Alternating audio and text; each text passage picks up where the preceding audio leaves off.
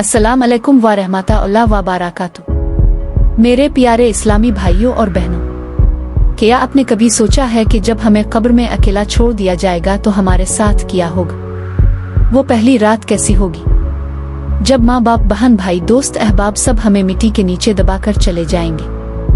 हदीस मुबारका में आता है कि जब मैयत को दफन करके लोग वापस पलटते हैं तो मुर्दा उनके कदमों की आहट को भी सुनता है। इसी वक्त दो फरिश्ते मुनकिर और नकीर आते हैं। उनकी आंखें बिजली की तरह चमकती हैं। वो मुर्दे को बिठाते हैं और 3 सवाल करते हैं। 1. मन रिबुक, तेरा रब कौन है? 2. मा दीनक, तेरा दीन क्या है? 3. इस शख्स के बारे में तो क्या कहता था, यानी मोहम्मद सल्लल्लाहु अलैहि वसल्लम।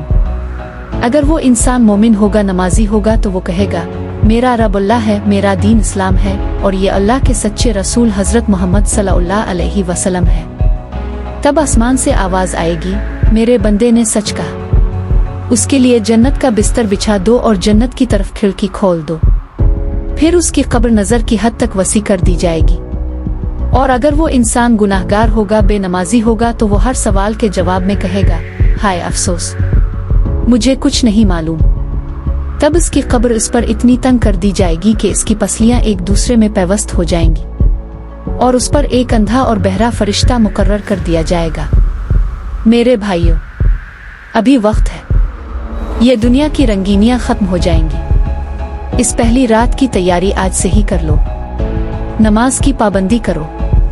अगर ये बयान आपके दिल को छू गया हो तो कमेंट में अल्लाह अकबर जरूर लिखी और इस वीडियो को सवाब की नीयत से एक दोस्त तक जरूर शेयर करें।